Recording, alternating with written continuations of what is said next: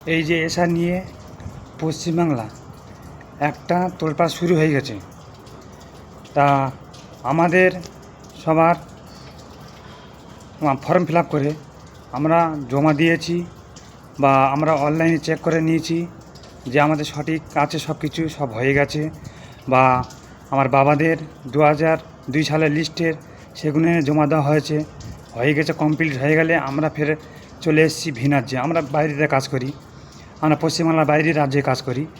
তা আমাদের ফের কাছে খবর আসছে যে তোমাদের নাম ফেরত এসছে। কীভাবে, কী জন্য নামটা ফেরত এসছে? নির্বাচন কমিশনকে জবাব চাই, কেন নামটা ফেরত এলো?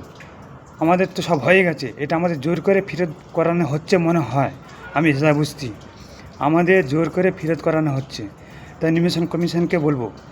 আর ধরো আমরা 4 ভাই একটা বোন, সেখানে বলছি তোমরা 6 ভাই বোনে একটা ভাই বা বোন কোত্থেকে এলো, সেটা করতে গেলে তার ডকুমেন্টস সমেত আমাদের কাছে দেখাতেই হবে, তার ডকুমেন্টসটা সমেত আমাদের দেখাতেই হবে।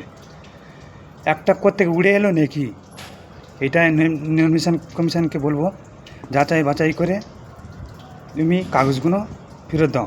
ভিন রাজ্যে যারা কাজ করে তাদেরকে এরকমভাবে পেনশন করে না, এরকমভাবে পেনশন করে না। এরা খুব টেনশানে আছে। তোমরা তো বসে বসে আছো আর সরকারের কথা শুনছো, শুনে এইসবগুলো করছো, এগুলো একদম করা চলবে না। তোমাদের একটাই কথা বলবো, তোমরা ভালো করে যাচাই বাছাই করে লোককে হ্যারাসমেন্ট করো, লোককে এত হ্যারাসমেন্ট করো না, ঠিক আছে? লোককে এত হ্যারাসমেন্ট করো না।